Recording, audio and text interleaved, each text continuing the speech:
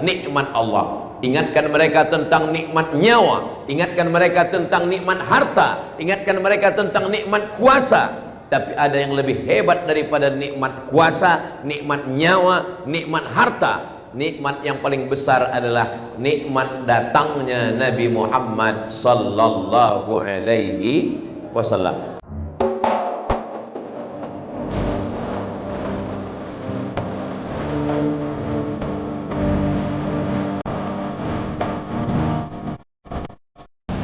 Assalamualaikum warahmatullahi wabarakatuh.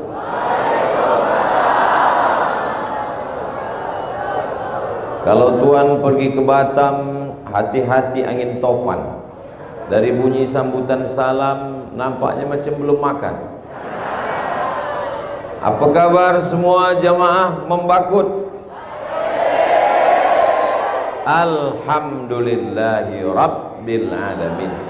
Allahumma salli ala Sayyidina Muhammad wa ala alihi wa sahbihi wa barik wa sallim. Kullu amrin dzibalin, semua amal yang baik, walam yubda' bihamdillah, kalau tidak dimulai dengan ucapan pujian kepada Allah, fahuwa aqta', maka amal itu putus, tiada boleh dibawa sebagai bekal menghadap Allah Subhanahu wa ta'ala. Yang sudah berupaya bertungkus lumus, menghayunkan tangan, melangkahkan kaki, tetes keringat dan air mata, sehingga malam ini kita boleh berkumpul bersempena Maulidur Rasul sallallahu alaihi wasallam. Kita ingin malam ini segala amal kita boleh menjadi bekal menghadap Allah Subhanahu wa taala. Kita awali dengan alhamdulillahi rabbil alamin. Majlis tidak disebut namanya, maka majlis itu antanajifah, majlis busuk, majlis bangkai, majlis berbau. Kita tidak mau majlis Maulidur Rasul sallallahu alaihi wasallam, majlis mulia bersama orang mulia, menyampaikan kalam yang mulia. Maka majlis yang mulia ini pun kita sebutkan nama orang yang paling mulia. Allahumma salli ala Sayyidina Muhammad wa ala ali Sayyidina Muhammad. Mudah-mudahan kita semua mendapatkan syafaat Nabi Muhammad sallallahu alaihi wasallam.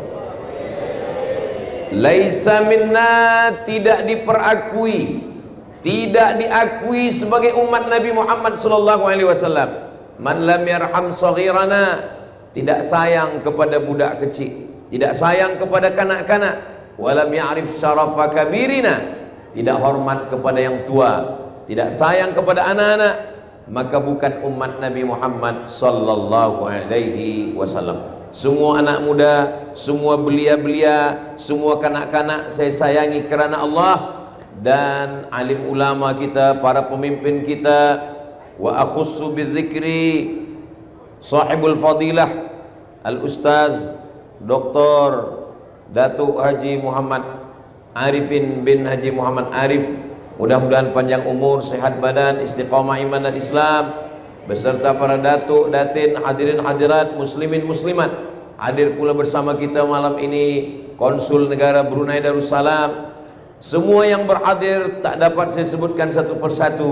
Semua yang hadir ini insyaallah mendapatkan pahala jihad fisabilillah. Bukan kata saya, ini janji Nabi Muhammad sallallahu alaihi wasallam.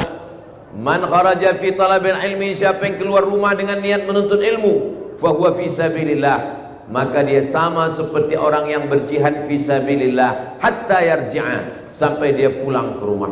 Yang hadir tadi dari awal hinggalah waktu Isya, hinggalah tazkirah Maulidur Rasul, hingga sampai nanti puncaknya doa dan pulang ke rumah, maka insyaallah selama dia di majlis ini tercatat sebagai orang yang berjihad fisabilillah. Amin ya rabbal alamin.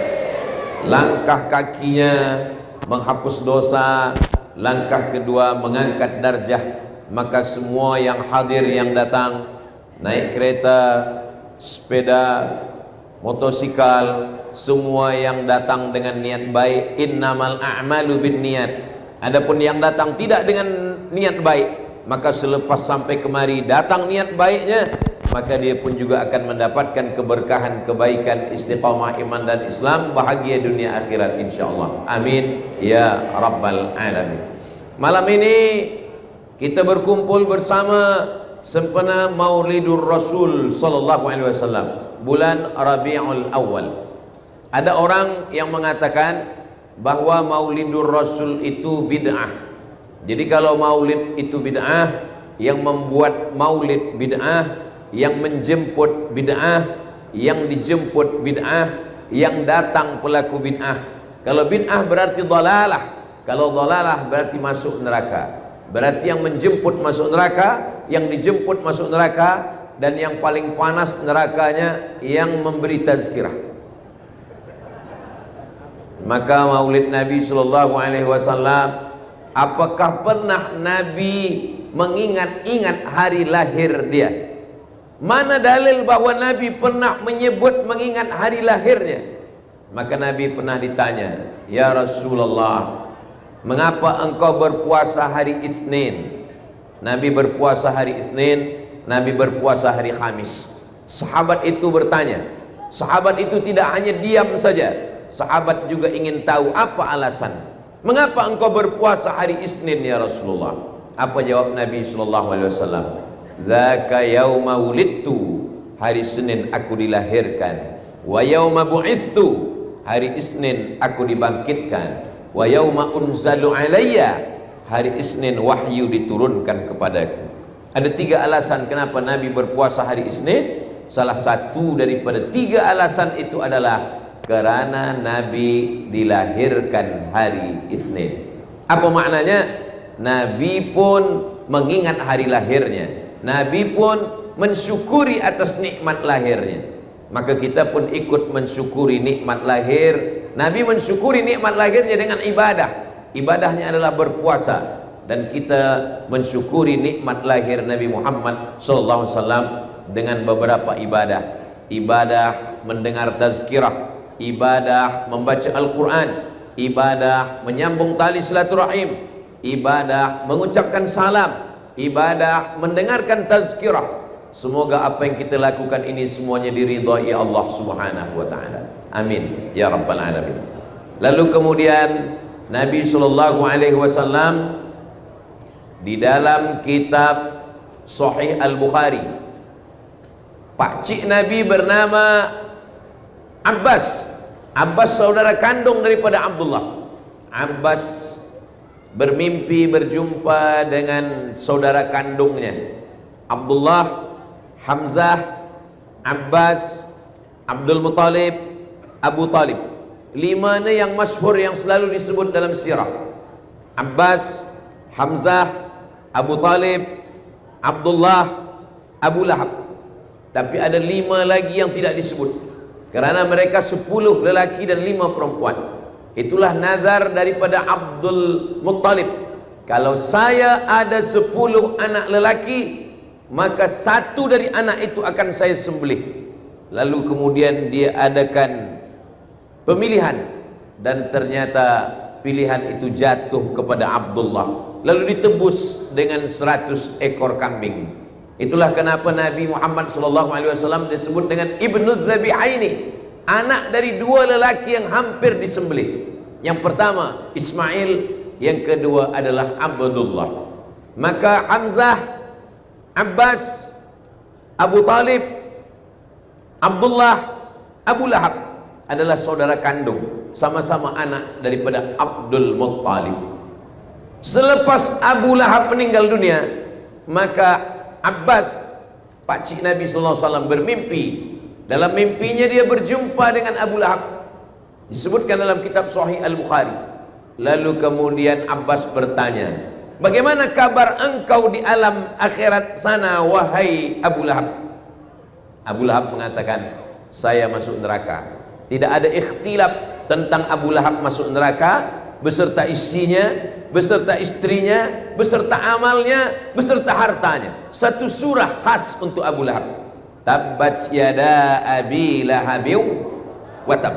Bagaimana dengan hartanya?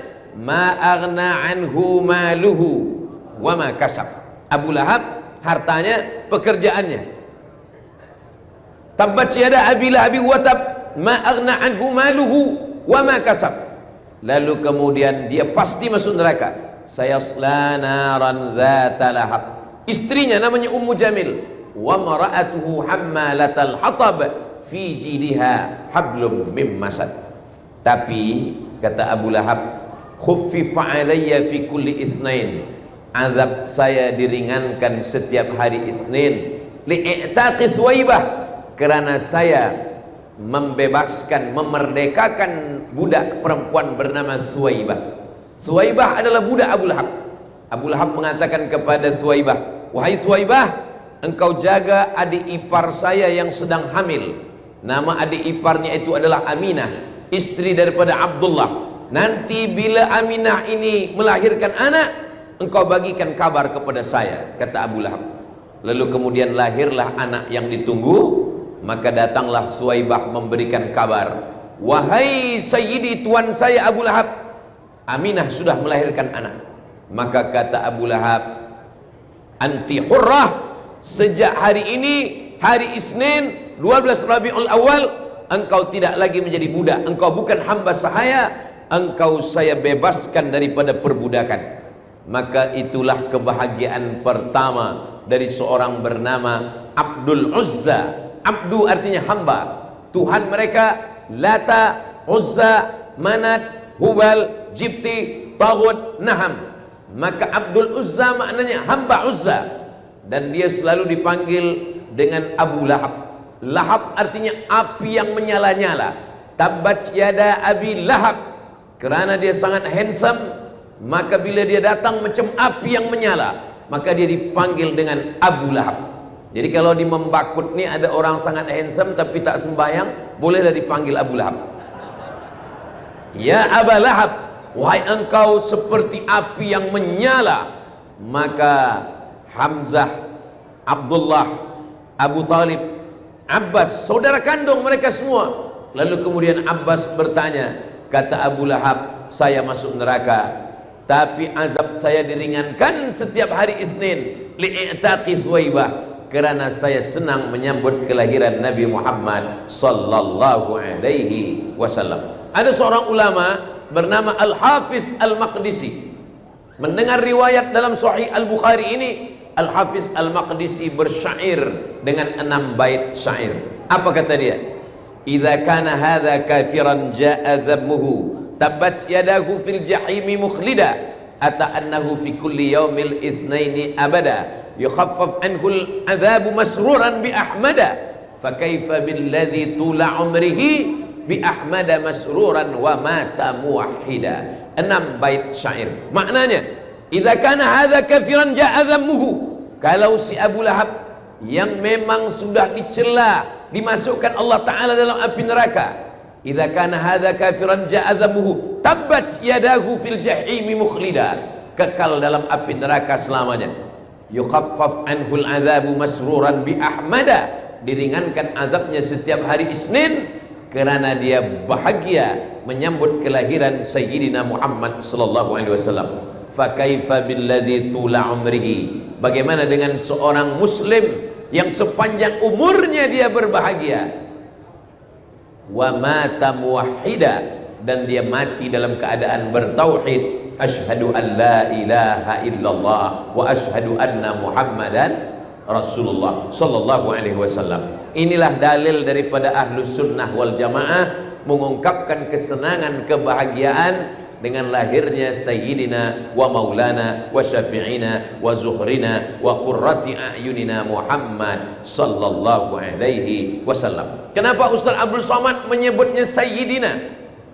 Bukan kita yang menyebut Sayyidina. Sayyidina itu dia sendiri menyebut dirinya. Kata Nabi dalam hadis sahih, ana sayyidu waladi Adam, saya ini adalah sayyidu waladi Adam, seluruh umat manusia keturunan Adam, ana sayyid, saya adalah pemimpinnya. Itulah mengapa kita mengatakan Allahumma salli ala sayyidina. Lalu kenapa kita mengatakan maulana? Nabi sendiri yang berkata dalam hadis, man kuntu maulahu fa'aliyun maulahu, siapa yang mengangkat aku sebagai pemimpinnya, maka Sayyidina Ali adalah pemimpinnya. Itulah mengapa kita mengatakan Allahumma salli ala Sayyidina wa maulana. Mengapa kita katakan wa syafi'ina? Karena dialah yang memberikan syafaat. Dalam hadis syafaat uzma, ketika mereka datang menghadap kepada Nabi Adam alaihissalam, kata Nabi Adam, saya malu menghadap Allah kerana saya makan buah khuldi. La taqraba hadhihi syajarah, jangan engkau dekati buah khuldi, fatakuna minaz zalimin, nanti engkau jadi orang zalim. Fa'azallahum syaitan, digoda, disesatkan oleh syaitan. Tapi kemudian dia bertaubat, dan doa yang paling tua yang selalu kita baca, Rabbana zalamna anfusana wa illam taghfir lana wa tarhamna lanakunanna minal khasirin. Mereka datang menghadap kepada Nabi Nuh. Kata Nabi Nuh, aku malu menghadap Allah kerana anakku Kan'an aku ajak naik ke atas bahtera perahu sampan. Ya bunayya, wahai anakku, irkam ma'ana, mari naik ke atas bahtera perahu sampan ayah. Apa kata anaknya Kan'an? Sa'awi ila jabalin ya'simuni minal ma', saya akan naik ke atas bukit yang menyelamatkan saya dari air. Mereka datang kepada Nabi Musa alaihi salam. Kata Nabi Musa alaihi salam, ketika aku naik ke atas bukit Tursina, mereka menyembah patung Samiri. Lalu kemudian mereka datang kepada Nabi Isa alaihissalam. Apa kata Nabi Isa? Mereka menyembah aku setelah aku diangkat oleh Allah subhanahu wa ta'ala. Maka yang berani menghadap adalah Sayyidina wa maulana wa syafi'ina, yang memberikan syafaat kepada kita. Man dzalladzi yashfa'u 'indahu illa biiznih. Siapa yang boleh memberikan syafaat kecuali dengan izinnya? Yang boleh memberikan syafaat adalah Sayyidina wa maulana wa syafi'ina wa qurrati a'yunina, sejuk dipandang mata. Kita selalu menginginkan istri yang sejuk dipandang mata. Kita berharap mendapatkan anak yang sejuk dipandang mata. Maka itu adalah doa kita, Rabbana hab lana min azwajina wa dzurriyyatina qurrata a'yun. Tapi ada yang lebih sejuk daripada semuanya. Dia adalah wa ma arsalnaka illa rahmatan lil alamin. Dia adalah Sayyidina wa maulana wa syafi'ina wa zuhrina wa qurrati a'yunina Muhammad sallallahu alaihi wasallam. Semua ucapan ulama itu ada dalilnya. Semua perbuatan ulama itu ada hadisnya. Kalaupun tidak ada hadis, maka ada pendapat para ulama. Kita mengikut Al-Quran tapi mengikut tafsir para ulama. Kita mengikut hadis, mengikut pemahaman para ulama Ahlus Sunnah wal Jamaah. Semoga sampai hari kiamat kita semua berpegang kepada sunnah Nabi Muhammad sallallahu alaihi wasallam. Apa kata Allah dalam Al-Quran? Wa dzakkirhum bi ayyamillah, ingatkan mereka tentang hari-hari Allah. Apa maksud ingatkan mereka tentang hari-hari Allah? Maka kata ulama, makna hari-hari Allah adalah nikmat Allah. Ingatkan mereka tentang nikmat nyawa, ingatkan mereka tentang nikmat harta, ingatkan mereka tentang nikmat kuasa. Tapi ada yang lebih hebat daripada nikmat kuasa, nikmat nyawa, nikmat harta. Nikmat yang paling besar adalah nikmat datangnya Nabi Muhammad sallallahu alaihi wasallam. Itulah mengapa kita buat maulid, sebab kita tidak lagi menggunakan Muharram, Safar, Rabiul Awal, Rabiul Akhir, Jumadil Awal, Jumadil Akhir, Rajab, Sya'ban, Ramadan, Syawal, Dzulqa'dah, Dzulhijjah. Kita menggunakan Januari, Februari, Mac, April, Mei dan seterusnya. Maka kalau kita tidak buatkan maulid, majlis maulid, mengenang maulid, maka umat ini melupakan. Maka kita disuruh mengingatkan lagi, wa dzakirhum bi ayyamillah, ingatkanlah mereka tentang hari-hari Allah. Maknanya nikmat-nikmat Allah, dan nikmat yang paling besar di antara semua nikmat adalah nikmat datangnya Nabi Muhammad sallallahu alaihi wasallam. Dan kita membacakan maulid yang paling tua sekali, maulid Ad-Daibai dari Yaman. Selepas maulid Ad-Daibai, maulid Al-Burdah. Setelah maulid Al-Burdah, maulid Abu Ja'far Al-Barzanji. Setelah Al-Barzanji, itulah dia maulid yang selalu dibaca, maulid Simtud Durar Sayyidi Al-Habib Ali Al-Habsyi. Lalu kemudian yang sekarang banyak dibaca, maulid Diya'ul Lami' yang ditulis oleh Sayyidi Al-Habib Umar bin Hafiz. Di kampung halaman saya, masa saya kecil-kecil lagi, itu biasa dibaca maulid Al-Barzanji. Maulid Al-Barzanji tidak hanya dibaca pada bulan Maulidur Rasul, bulan Rabiul Awal. Pada saat menikah baca maulid, pada saat akikah baca maulid, pada saat khitan anak baca maulid, pada saat pindah rumah baca maulid. Maknanya apa? Kita selalu mengenang kelahiran Nabi Muhammad sallallahu alaihi wasallam, tidak hanya di bulan Rabiul Awal. Apa yang boleh kita ambil pelajaran dari maulid Nabi Muhammad sallallahu alaihi wasallam? Dimanapun ada program maulid, kita hadir, kerana maulid itu di dalamnya ada salawat, di dalam maulid ada baca Quran, di dalam maulid ada tazkirah, di dalam maulid ada silaturahim, di dalam maulid ada salam, di dalam maulid ada turun rahmat dan barakah. Yang pertama adalah salam. Semua kita mendapatkan salam. Semua pengacara mengucapkan salam, datuk-datuk mengucapkan salam, Abdul Somad mengucapkan salam. Assalamualaikum warahmatullahi wabarakatuh. Assalamualaikum, selamat hartamu, selamat anakmu, selamat istrimu, selamat suamimu, selamat keluargamu, selamat jawatanmu, selamat duniamu, selamat akhiratmu. Warahmatullah, semoga engkau mendapatkan curahan rahmat Allah Subhanahu wa taala. Wa barakatuh, berkah ilmumu, berkah hartamu, berkah jawatanmu, berkah pekerjaanmu, berkah negerimu, berkah istrimu, berkah anakmu, berkah keturunanmu. Wa barakatuh. Lalu kemudian di dalam maulid kita ada bersalaman.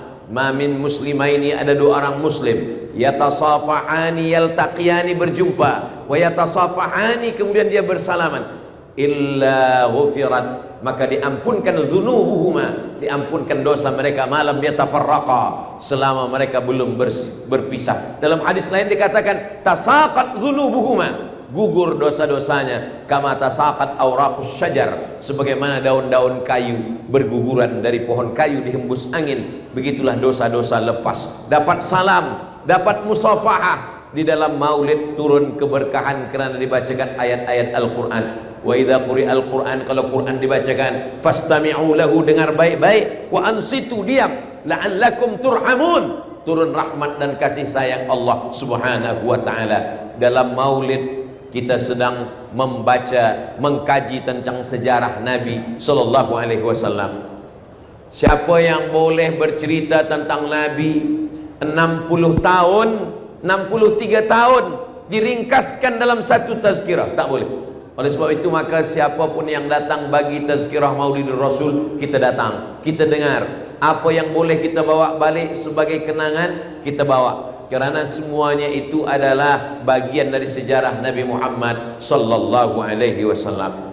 Bagi para ayah, bagi para bunda, bagi para ibu yang ingin anaknya kenal dengan Nabi, kita belikan buku sejarah Nabi. Ada buku sejarah Nabi yang ditulis oleh Muhammad Hussein Haikal, namanya Hayatu Muhammad.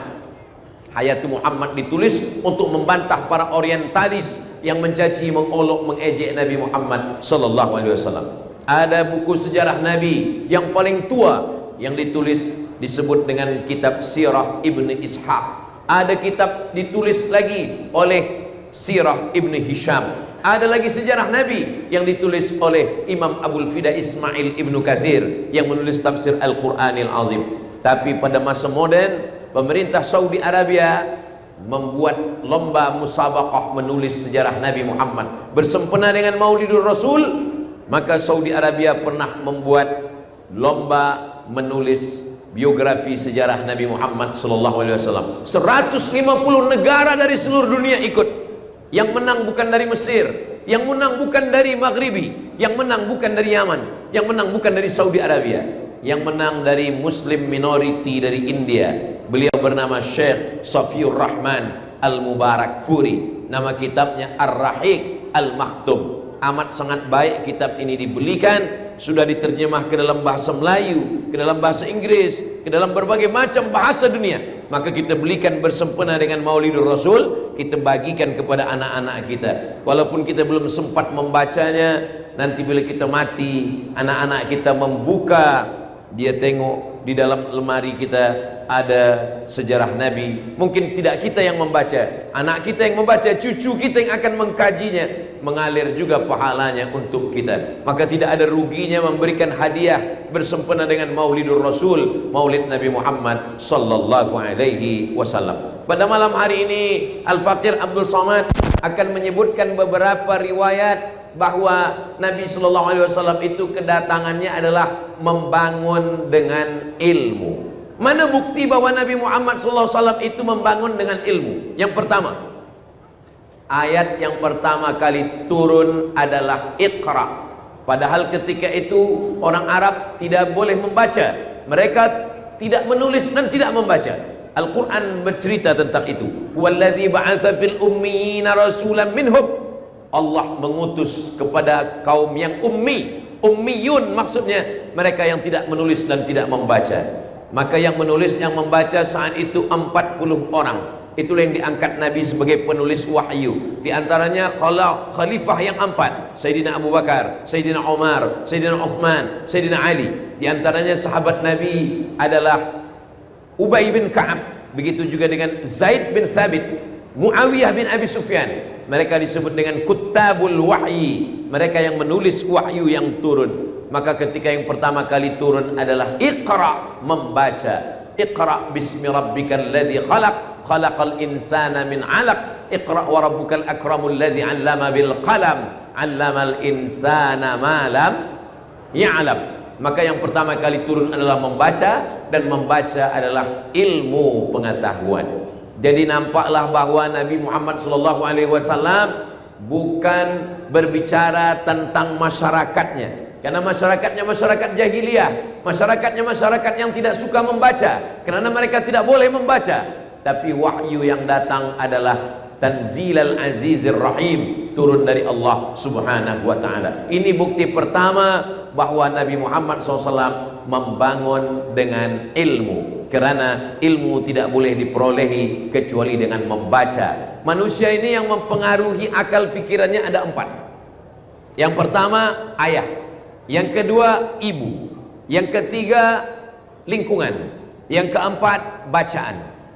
Abdul Somad yang mempengaruhi cara saya berpikir ini ada 4. Yang pertama ayah saya, yang kedua ibu saya, yang ketiga lingkungan tempat saya dibesarkan, yang ketiga apa yang saya baca. Apa yang saya baca, itulah yang berpengaruh kepada kepala saya. Maka Nabi yang pertama wahyu yang dikirimkan Allah kepadanya adalah membaca, supaya manusia dipengaruhi oleh hasil daripada bacaannya. Tapi Nabi Muhammad SAW pikirannya tidak dipengaruhi oleh 4. Kenapa? Ayah tidak mempengaruhi pikiran Nabi, karena ayahnya sudah meninggal ketika dia 2 bulan dalam kandungan. Ibunya pun tidak sempat mempengaruhi pikiran Nabi, karena Nabi dibesarkan di rumah Halimatus Sa'diyah. Tak lama setelah itu dia dikembalikan kepada ibunya, lalu kemudian ibunya pun meninggal dunia saat membawanya berziarah ke kota Al-Madinah, dan saat pulang meninggal. Lalu kemudian lingkungan Nabi peminum khamar, pemabuk, pezina, pejudi. Tapi Nabi tidak dipengaruhi oleh lingkungan. Yang ketiga, yang keempat adalah membaca. Nabi tidak boleh membaca. Maka bacaan tidak mempengaruhi fikiran Nabi, karena Allah menjadikan tidak mampunya Nabi membaca itu sebagai wahyu. Seandainya Nabi boleh membaca, maka apa kata orang? Itu Al-Quran diambil daripada Taurat, diambil daripada Zabur, diambil daripada kitab-kitab yang ada di zaman itu. Maka kita dengan senang, dengan mudah membantah Nabi tidak boleh membaca. Siapa yang mengatakan yang tidak boleh membaca Nabi? Allah sendiri yang mengatakan Nabi tak boleh membaca. Mana ayatnya? Walladzi ba'atsa fil ummiyina rasulan minhum. Makna minhum maksudnya sebagaimana masyarakatnya tak boleh membaca, maka Nabi pun juga sama seperti masyarakatnya, dia tidak boleh membaca. Tapi ayat yang pertama kali turun adalah Iqra, maknanya kita semua disuruh membaca. Apa yang kita baca? 2. Iqra, membaca yang tertulis. Iqra, membaca yang tidak tertulis. Membaca alam semesta. Inna fi khalqis samawati, dalam penciptaan langit, wal ardi, penciptaan bumi, waqtilafil laili wan nahar, perputaran siang dan malam, la ayatin, itu semua adalah ayat-ayat. Ada ayat yang kita baca, Allahu la ilaha illa huwal hayyul qayyum, ayat kursi namanya. Ada ayat yang kita baca, alhamdulillahi rabbil alamin, ayat Al-Fatihah namanya. Tapi ada ayat kauniyah, ayat semesta. wa fil ardi ayatun lil muqinin. Di bumi ini ada ayat-ayat Allah. Wa fi anfusikum afala tubsirun. Di dalam dirimu kenapa kamu tidak membacanya? Maka Islam datang menyuruh kita membangun dengan ilmu pengetahuan, tidak hanya setakat membaca yang tertulis, yang tersurat, tapi juga kita disuruh membaca yang tersirat. Maka yang tersirat pun dapat kita baca. Afala yanzuruna ilal ibili kaifa khuliqat, bagaimana unta diciptakan, wa ilas samai kaifa rufi'at, bagaimana langit diangkat, wa ilal ardi kaifa sutihat, bagaimana bumi dihamparkan, wa ilal jibali kaifa nusibat, bagaimana bukit-bukit, gunung-gunung dijadikan sebagai pasak di atas muka bumi. Ini pun juga perlu dibaca. Membangun dengan ilmu, maka yang dalil pertama adalah Iqra bismi rabbikal ladzi khalaq. Siapapun, apapun boleh kita baca. Bagaimana kalau ada orang ingin membaca tulisan orang kafir? Silakan baca Iqra, tapi jangan lupa bismi rabbikal ladzi khalaq. Membaca tetap dengan nama Allah. Khudh ma safa da'ma kadar. Kalau ada bacaan itu yang baik, ambil. Yang tidak baik, buang jauh-jauh. Membaca buku orang-orang liberal yang mengatakan bahwa semua agama sama, silakan baca. Tapi untuk mengambilnya sebagai pengetahuan, fa in tanaza'tum fi syai'in, kalau kamu bersilang pendapat tentang satu masalah, apakah ini halal atau haram, apakah ini boleh atau tidak boleh, farudduhu ilallah, balikkan kepada Allah, tengok Al-Quran. Wa ila Rasul, balikkan kepada Rasulullah, tengok sunnah Nabi Muhammad sallallahu alaihi wasallam. Al-Quran dan sunnah. Tapi ada satu lagi, al-ulama warathatul anbiya. Kalau kita tidak tahu, jangan kita baca Al-Quran, kita baca terjemah, kita fahami sendiri, kita sudah sesatkan orang banyak. Dallun mudil, sesat dan menyesatkan orang lain. Al-Faqir Abdul Somad masih membaca Al-Quran, tapi membaca tafsir. Setiap subuh membacakan tafsir Jalalain yang ditulis oleh Imam Jalaluddin Al-Mahalli, Imam Jalaluddin As-Suyuti, kepada para pelajar-pelajar di pondok Ma'had Az-Zahra. Tetap membaca tafsir. Kalau tafsir masalah hukum hakam fiqh, baca tafsir Al-Jami' li Ahkamil Quran. Kalau tafsir tentang masalah riwayat-riwayat, maka baca tafsir Al-Quranil Azim Abul Fida Ismail Ibn Kathir. Kalau tafsir yang mengkaji tentang Alur Ra'yi, maka tafsir Al-Kabir Mafatihul Ghaib Imam Fakhruddin Ar-Razi. Tafsir tasawuf, maka di sana ada tafsir At-Tustari Imam Sahal At-Tustari. Maka ini semua adalah kita mengambil pemahaman Al-Quran melalui pemahaman para ulama, karena kita tidak boleh memahami sendiri, karena kita bukan apa-apa dan bukan siapa-siapa. Yang pertama adalah Iqra, namun Iqra tetap dengan bismi rabbikal ladzi khalaq. Yang kedua, membangun dengan pengetahuan. Islam bukan setakat membangun hanya dengan akhirat, mana surga, mana neraka, mana malaikat, mana ruh yang tak nampak. Tapi Islam mengajarkan kita tentang ilmu pengetahuan dengan meyakini yang nampak. Dengan itulah kita beriman kepada yang tak nampak.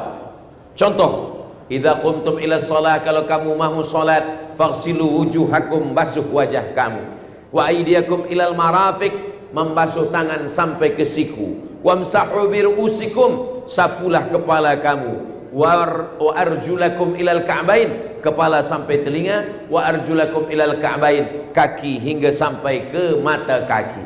Saya pernah disoal, ditanya oleh jamaah, coba Ustaz bacakan ayat tentang wudu. Saya bacakan, idza qumtum ila sholati faghsilu wujuhakum wa aydiyakum ilal marafiq. Kenapa membasuh tangan sampai ke siku? Kenapa bunyi ayatnya tidak dari siku sampai ke hujung? Sedangkan kita biasa membasuh tangan dari siku sampai ke ujung, tapi bunyi ayat itu dari ujung jari hingga ke siku. Ustaz Abdul Somad, boleh saya tanya Ustaz? Kata saya boleh. Coba Ustaz bacakan ayat tentang wudu. Ila kuntum ila sholati faghsilu wujuhakum wa aydiyakum ilal marafiq, tangan hingga sampai ke siku. Lalu dia tanya balik ke saya, kenapa ayat itu mengatakan sampai ke siku? Kenapa bukan dari siku hingga ke ujung? Kata saya, awak jangan banyak tanya, nanti banyak tanya Bani Israel masuk neraka. Begitu caranya kalau kita tak boleh jawab. Rupanya yang bertanya ini seorang dokter. Kata dia, saya ini selalu operasi. Kalau saya nak mengoperasi membelah perut orang, saya basuh tangan saya, Ustaz Abdul Somad, cara saya membasuh tangan saya macam yang ada dalam Quran yang Ustaz bacakan tadi. Kami basuh tangan kami dari ujung jari hingga ke siku. Sebab apa? Sebab kalau dari siku turun ke bawah, maka ujung jari air, maka segala kuman, bakteri, penyakit ada di ujung jari. Tapi bila kita basuh dari ujung sampai ke siku, maka bersihlah ujung jari kita. Kata saya, awak dah tahu kenapa tanya saya?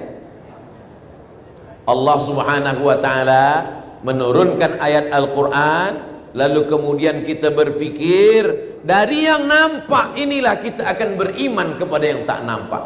Yang tak nampak malaikat, yang tak nampak ruh, yang tak nampak alam barzah, yang tak nampak surga, yang tak nampak neraka. Tapi kita menjadi beriman kepada yang tak nampak, karena sesuatu yang nampak, dari mana Nabi Muhammad tahu perkara ini? Padahal dia tak boleh membaca, dia tak boleh menulis. Dari situlah akan datang keimanan kepada Allah Subhanahu wa ta'ala, membangun dengan ilmu pengetahuan. Yang ketiga, bila kita baca Al-Quran, amma yatasaalun anin naba'il azim alladhi hum fihi mukhtalifun kalla saya'lamun thumma kalla saya'lamun alam naj'alil arda mihada. Kami jadikan bumi ini terhampar. Ternyata bumi yang terhampar ini, di atas ini ada bumi lapisan bagian atas, sama seperti pentas tempat saya tegak berdiri, ada bagian atas. Inilah dia hambal, ada karpet. Dia bergoncang, dia bergoyang. Bagaimana supaya dia tidak bergoyang? Maka dia mesti dibagi paku. Pakunya itu adalah disebutkan dalam Al-Quran. Allah Subhanahu wa ta'ala, wal jibala autada. Jibal, bukit-bukit, autada, sebagai pakunya. Maka sebagaimana kita letakkan kertas di tepi dinding, lalu kemudian datang angin kencang, kertas bergoyang, kena angin, puting beliung. Begitu jugalah bagian bumi bagian atas ini bergoyang. Lalu bagaimana supaya bumi ini tidak bergoncang? Dibuatkan Allah pakunya, wal jibala autada. Ternyata bila kita tengok ada gunung yang menjulang tinggi, sesungguhnya sepertiga yang di atas, 2/3 terhunjam ke dalam tanah. Nanti sampai masanya gunung-gunung ini akan tercabut. Gunung Merapi, gunung yang menjulang tinggi akan tercabut dari dalam tanah, akan naik ke atas. Allah Subhanahu wa ta'ala berfirman, wa takunul jibalu kal ihnil manfush. Wa takunul jibal, gunung-gunung, bukit-bukit, kal ihni, seperti bulu kambing yang dihembus angin. Gunung berat, batu, besi, emas, ada semua di dalam. Lalu kemudian bulu kambing ringan. Kita ambil bulu kambing, kita letakkan ke tapak tangan, kita hembus dengan angin yang sangat kuat, maka dia berterbangan. Allah Ta'ala mengatakan dalam Al-Quran, wa takunul jibalu kal ihnil manfush. Gunung-gunung akan datang pada hari nanti seperti bulu kambing yang dihembus angin. Maka bila kita tanya kepada orang yang mengkaji tentang ilmu bumi, namanya geologi, maka mereka pun akan mengatakan itu, bahwa gunung-gunung ini akan tercabut, dan ketika gunung tercabut maka bumi akan bergoncang. Itulah yang disebut dengan hari kiamat. Apa kata Allah dalam Al-Quran? Wa taran nasa sukara. Ketika gunung tercabut, bumi bergoncang, kamu melihat manusia seperti mabuk. Wa mahum bisukara, mereka bukan mabuk, walakinna azaballahi syadid, tapi azab Allah itu amat sangat kuat. Beberapa bulan lepas saya pergi ke Banda Aceh. Sampai di Aceh saya pergi ke museum tentang tsunami. Lalu saya tanyakan apa yang terjadi ketika tsunami. Itu Ustadz Abdul Somad, di tengah laut Aceh itu ada bagian bumi yang bertemu, lalu kemudian dia bergeser sehingga bergoncang. Lalu goncangannya di tengah laut itulah yang membuat air di pantai surut sekejap, ikan-ikan naik.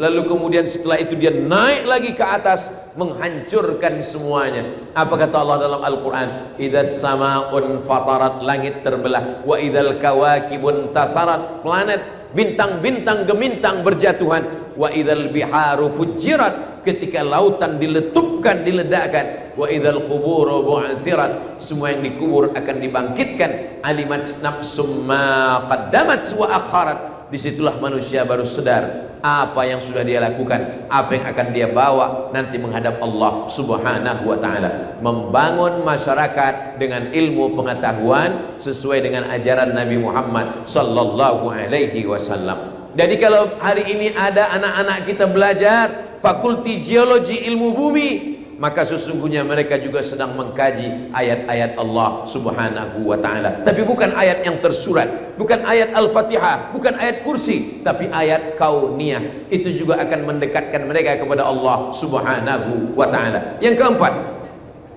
ghulibatir Rum, bangsa Romawi dikalahkan. Terjadi peperangan antara dua negara kerajaan yang sangat besar. Yang barat namanya Rum, dalam Al-Quran atau sesuatu surat namanya surat Ar-Rum. Yang timur namanya Faris atau Persia. Raja Rum digelar dengan Kaisar, Julius Kaisar. Sedangkan yang Persia digelar dengan Syahin Syah, raja segala raja. Berperang antara Persia dengan Rum. Lalu apa kata Allah dalam Al-Quran dalam surat Ar-Rum? Ghulibatir Rum, Rum akan dikalahkan. Rum dikalahkan. Di mana bangsa Romawi dikalahkan? Fi adnal ardi, di bumi yang paling dekat. Makna bumi yang paling dekat adalah tempat berperangnya, bertembungnya pasukan Rum dengan Persia. Tempat itu yang sekarang disebut dengan Al-Bahrul Mayyit. Bahru, laut, Mayyit mati. Bahrul Mayyit, laut mati. Dead Sea, laut mati, sekarang berada di Jordan, Yordania. Ternyata makna terjemah itu, semua ahli tafsir mengatakan fi adnal ardi, berada di bumi yang dekat.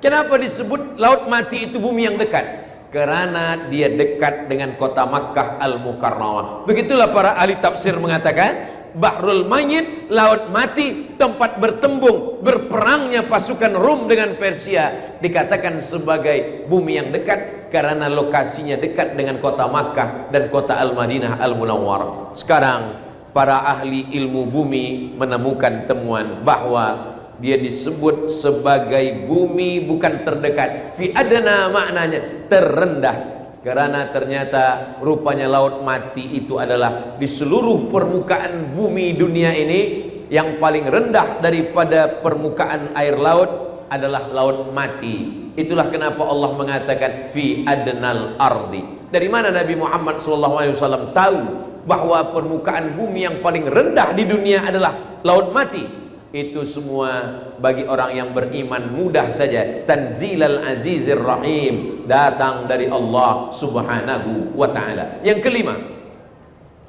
ketika manusia diciptakan dari nutfah berubah menjadi alaqah. Alaqah artinya darah yang menempel di rahim, mohon maaf. Lalu kemudian dari alaqah menjadi mudghah. Mudghah artinya segumpal, seketul, segenggam daging. Dari mudghah berubah menjadi izam, terbentuklah tulang. Fakasawnal izama lahma, tulang ini kami balut dengan daging. Dari air berubah menjadi darah, menjadi daging, daging menjadi tulang, tulang dibalut dengan daging. Tsumma ansha'nahu khalqan akhar, lalu kami ciptakan dia makhluk yang baru. Fatabarakallahu ahsanul khaliqin, maha suci Allah yang menciptakan sebaik-baik penciptaan. Dialah yang pencipta sebaik-baik penciptaan. Kebetulan dalam sebuah seminar saya bersama seorang doktor berdua. Saya membacakan ayatnya dan dokter ini membacakan menurut ilmu kedokteran. Kata si dokter ini berkata, namanya Dokter Alfian. Ustaz Abdul Somad, saya pernah menanyakan ayat ini kepada seorang profesor dari Amerika. Profesor, dalam kitab suci kami Al-Quran dikatakan bahwa manusia itu prosesnya 5. Dari nutfah berubah menjadi darah, berubah menjadi daging, berubah menjadi tulang, tulang dibalut daging, menjadi makhluk yang sempurna. Apa pendapat kamu tentang kitab suci saya yang bercerita tentang ini? Kata profesor dari Amerika itu, mungkin nabi kamu itu sudah punya mikroskop. Mereka tidak berpikir tentang Tuhan, mereka tidak berpikir tentang Jibril, mereka tidak berpikir tentang yang gaib, karena sulit, susah, payah bagi mereka untuk mempercayai itu. tapi bagi kita senang saja.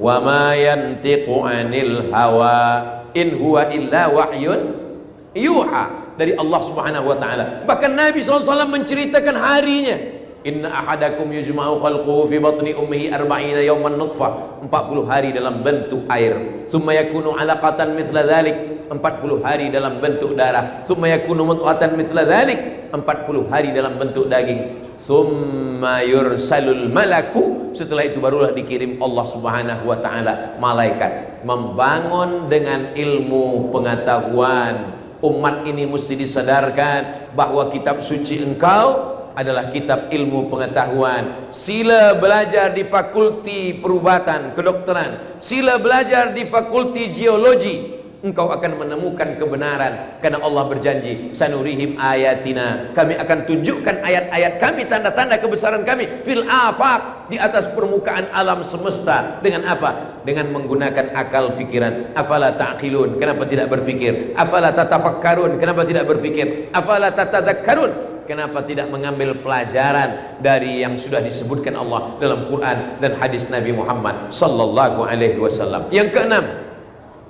inna fi khalqis samawati, dalam penciptaan langit, wal ardi, penciptaan bumi. Ketika orang berpikir tentang penciptaan langit, maka muncullah satu ilmu yang disebut dengan astronomi. Lalu kemudian ketika penciptaan bumi, muncullah satu ilmu yang disebut dengan ilmu geologi. Inna fi khalqis samawati wal ardi wa ikhtilafil laili wan nahar, perputaran siang dan malam, malam jadi siang, siang jadi malam, lalu berubah menjadi bulan, bulan menjadi tahun, tahun menjadi abad. Inna fi khalqis samawati wal ardi wa ikhtilafil laili wan nahari la ayat, itu semua adalah ayat-ayat. Tapi Allah tidak mengatakan la ayat linnas, karena tidak semua manusia menjadikan itu sebagai ayat. Lalu itu bagi siapa? Liulil albab, bagi orang yang berakal dan berfikiran saja. Sebetulnya kita ini berfikir dengan hati atau dengan kepala? Maka tidak sepakat Imam Syafi'i dengan Imam Hanafi. Kata Imam Hanafi, berpikir itu dengan kepala. Itulah kenapa orang selalu mengatakan, saya sudah letih berfikir Ustaz, kepala saya ini sakit berfikir. Tapi kata Imam Syafi'i, menurut ayat Al-Quran, berfikir itu di hati. Mana dalilnya? Afala yatadabbaruna al-Quran, mengapa mereka tidak memahami Al-Quran? Am ala qulubin aqfaluha, atau hati mereka sudah terkunci? Jadi kalau gitu berfikir itu di hati. Dalam ayat lain dikatakan, lahum qulubun la yafqahuna biha, mereka punya hati tapi tidak berfikir. Jadi kalau begitu berfikir itu bukan dengan kepala tapi dengan hati. Maka kedua-duanya benar. Imam Abu Hanifah benar berpikir dengan kepala, Imam Syafi'i pun benar berpikir dengan hati. Kenapa?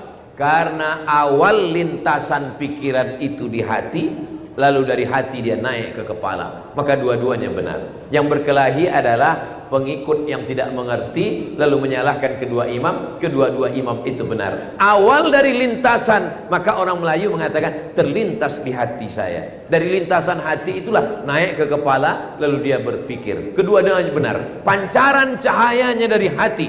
Maka kalau hatinya benar, pikirannya pun akan benar. Tapi kalau hatinya tidak benar, pikirannya pun juga tidak akan benar. Begitulah Allah Subhanahu wa taala. Inna fi khalqis samawati, penciptaan langit, wal ardi, penciptaan bumi, wa ikhtilafil laili wan nahar, perputaran siang dan malam, la ayat, itu semua adalah ayat-ayat. Bagi siapa? Liulil albab, bagi orang yang berfikir dengan hati dan pikirannya. Siapa itu ulul albab?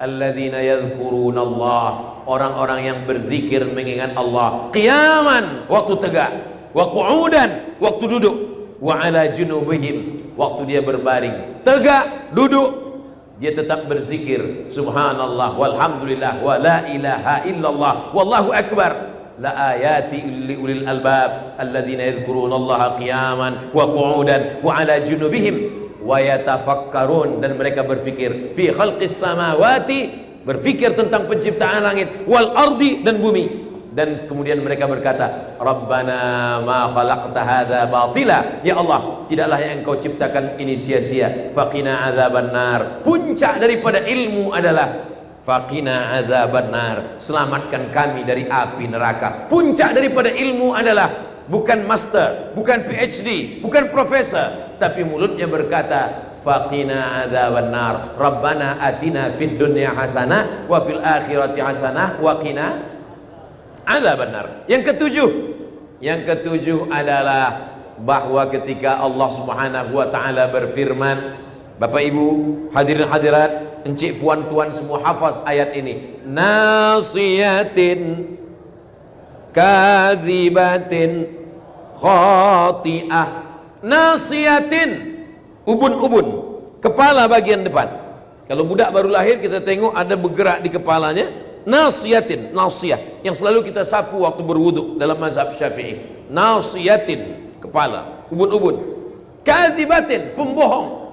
Khati'atin, pembuat dosa. Yang berbohong lidah, yang berbuat dosa tangan, yang berbuat dosa mata, yang berbuat dosa telinga, yang berbuat dosa kaki, yang berbuat dosa kemaluan. Tapi kenapa dalam ayat ini nasiyatin, kadzibatin, khati'ah?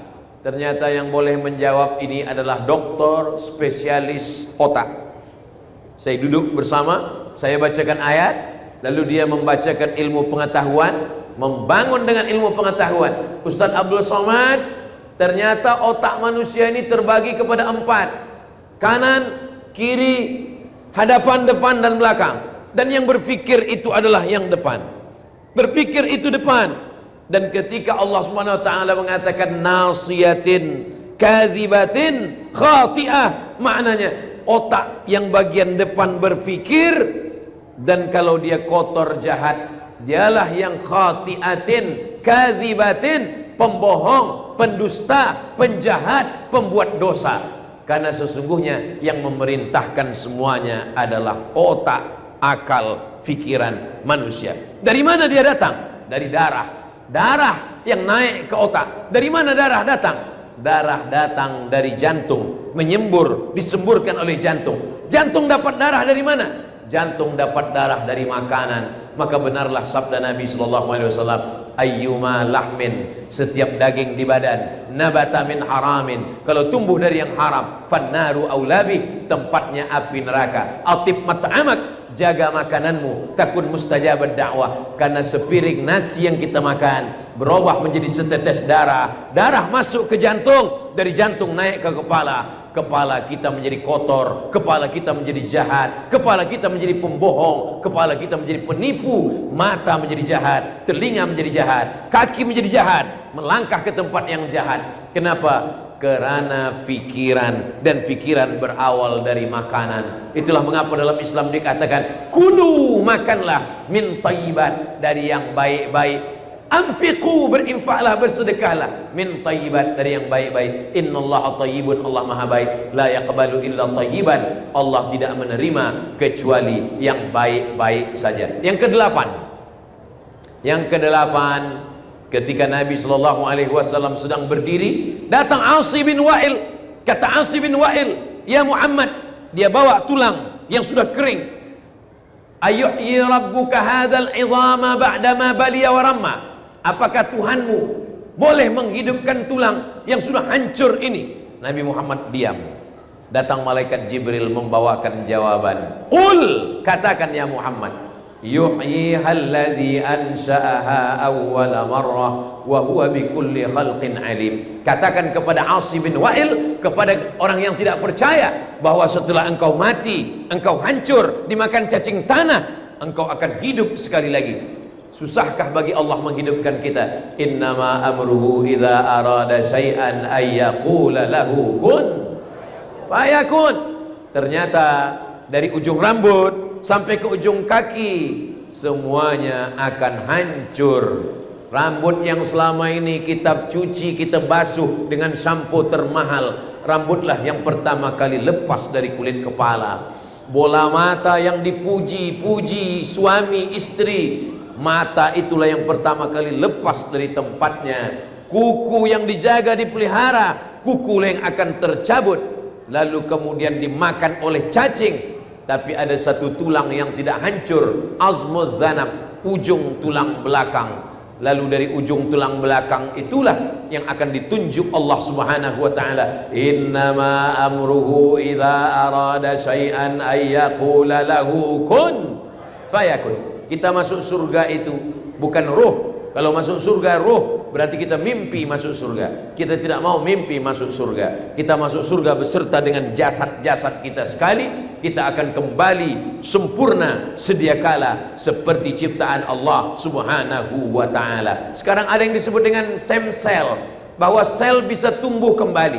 Datang seorang dokter palang merah PMI yang membawa bantuan ke Palestina. Saya bersama seminar dengan beliau. Ustaz Abdul Somad, di dalam badan kita ini ada sel yang kalau saya pasangkan dia boleh tumbuh balik. Dia tunjukkan pada saya video tentang seorang pembantu dia yang kakinya sudah dipotong karena penyakit gula, diabetes.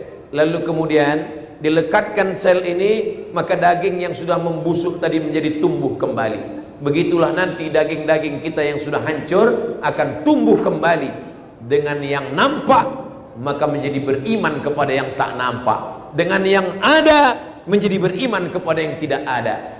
Kalau dulu orang Islam membawa pedang untuk berhadapan dengan Abu Jahal dan Abu Lahab, di akhir zaman pedangnya adalah ilmu pengetahuan, membangun masyarakat muslim dengan ilmu pengetahuan. Yang kesembilan, sekarang ada yang disebut dengan global warming. Dunia semakin panas. Kenapa dunia semakin panas? Ais yang ada di kutub mencair. Karena ais mencair, maka air laut naik ke atas. Daratan-daratan sebagian pantai tenggelam. Apa yang menyebabkan? Karena dunia semakin panas. Apa yang membuat panas? Karena lapisan ozon mulai berlobang akibat dari pemakaian pabrik, kilang, mesin dan semuanya, sehingga ozon berlobang. Yang ketebalan ozon itu 600 km. Subhanallah, Masya Allah, Tabarakallah. Allah bercerita dalam Al-Quran bahwa ozon bukan hanya berlobang, tapi dia boleh terbelah. A'udzubillahi minasyaitonirrajim. Bismillahirrahmanirrahim. Dalam surat Al-Infitar, idza sama'un fatarat, langit terbelah.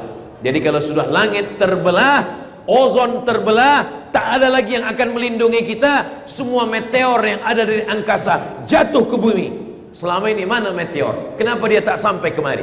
Karena dia ditapis oleh ozon. Tapi bila ozon ini terbelah, uap panas yang ada dari atas turun ke kita. Sedangkan sekarang dia berlubang sedikit saja kita panasnya, na'udzubillah. Bagaimana di akhir zaman? Tapi Allah Maha Sayang.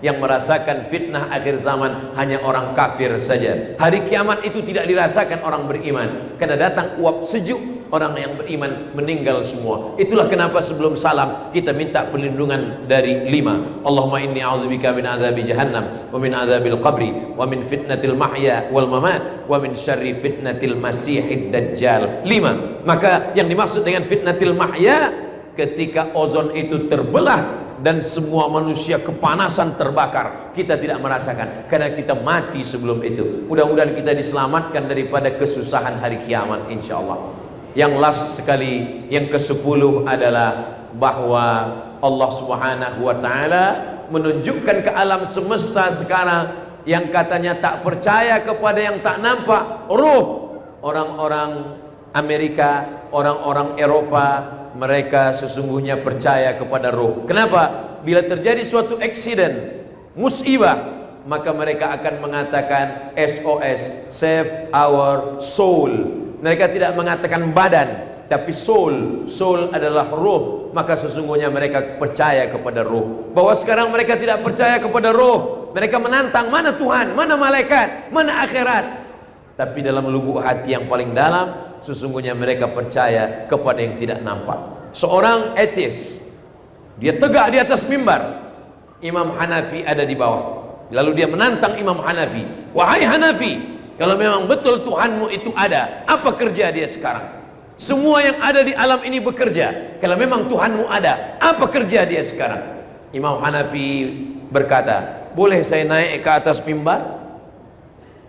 Dan tak mungkin kita berdua di atas mimbar, engkau turun sekejap.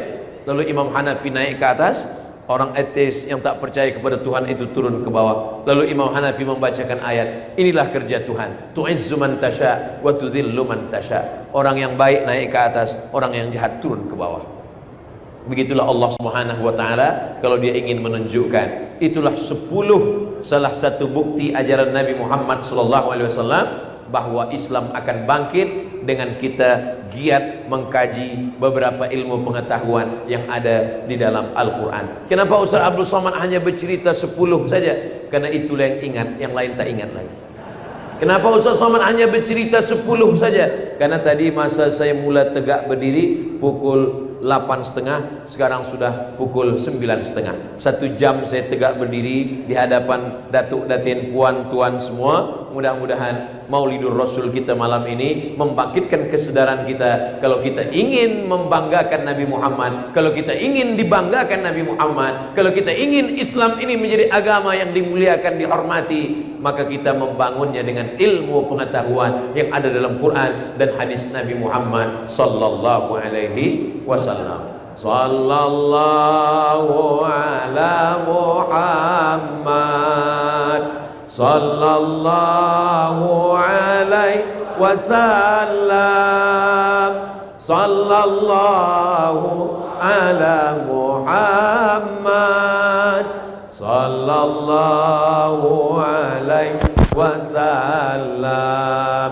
Setengah sudah ada yang hidupkan flash handphone. Kalau ada, hidupkan. Kalau tak ada, beli handphone baru.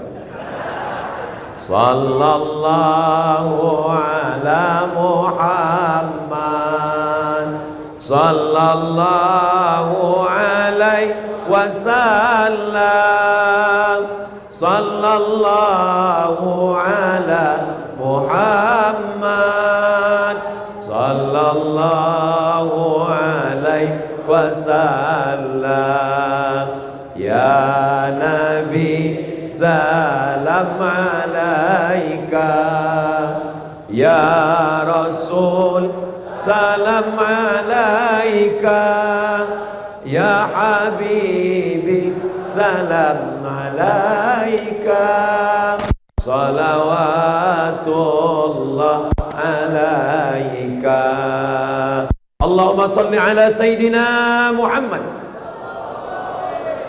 Apapun program maulid, baik di bulan Rabiul Awal walaupun nanti sudah keluar Rabiul Awal, datang. Sebab di dalam maulid kita berselawat, man shalla alayya salatan, siapa yang berselawat 1 kali, sallallahu alaihi biha asyra, Allah balas 10 kebaikan. Wa hutat anhu asyara sayyi'at, ditutupi Allah 10 kesalahan. Wa rufi'at lahu asyara darajat, diangkat 10 darajah tingkatan kemuliaan. Itulah yang dapat disampaikan oleh Al-Faqir Abdul Somad. Yang baik datang dari Allah, yang tak baik dari hamba Allah yang dhaif. Aqulu qawli hadza astaghfirullah li wa lakum. Tahniah Maulidur Rasul sallallahu alaihi wasallam. Terima kasih. Saya tutup dengan pantun penutup, menangkap puyuh di Bukit Selasih. Thank you dan terima kasih.